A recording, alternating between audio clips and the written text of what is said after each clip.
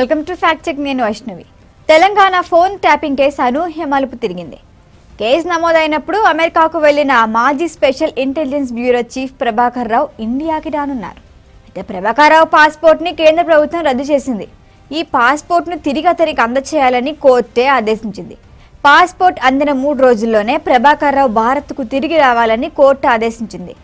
అతను దర్యాప్తు అధికారి ముందు హాజరు కావాలి, దర్యాప్తుకి పూర్తిగా సహకరించాలని కూడా సూచించింది. అదే సమయంలో తదుపరి ఆదేశాలు వచ్చే వరకు ప్రభాకర్ రావుని అరెస్ట్ చేయొద్దని సుప్రీంకోర్టు తెలంగాణ పోలీసులకి ఆదేశించింది. విచారణని ఆగస్టు 5కి వాయిదా వేస్తూ సుప్రీంకోర్టు నిర్ణయం కూడా తీసుకుంది. సీనియర్ పోలీస్ ఆఫీసర్ అయిన ప్రభాకర్ రావు బీఆర్ఎస్ పెద్దలకి సన్నిహితులు. భారత రాష్ట్ర సమితి ప్రభుత్వంలో రాజకీయ నాయకులు, ఉన్నతాధికారులు, హైకోర్టు న్యాయమూర్తుల ఫోన్లను ట్యాప్ చేసినట్లు ఆరోపణలు ఉన్నాయి. 2024 మార్చిలో పంజాగుట్ట పోలీస్ స్టేషన్లో ఈ కేసు నమోదు చేశారు. అయితే సుప్రీంకోర్టు ఆయనకు ఛాన్స్ ఇచ్చింది, పాస్పోర్ట్ ఇవ్వాలని ఆదేశించింది. 3 రోజుల్లో ప్రభాకర్ రావు ఇండియాకి రానున్నారు. ఇప్పటికే మరొక నిందితుడు శ్రవణ్ రావు అనే మరొక నిందితుడు కూడా ఇండియాకు వచ్చాడు. ఆయన్ని పలుమార్లు ప్రశ్నించారు కూడా. వేరే మోసం కేసులో అరెస్ట్ చేశారు ఆయన్ని.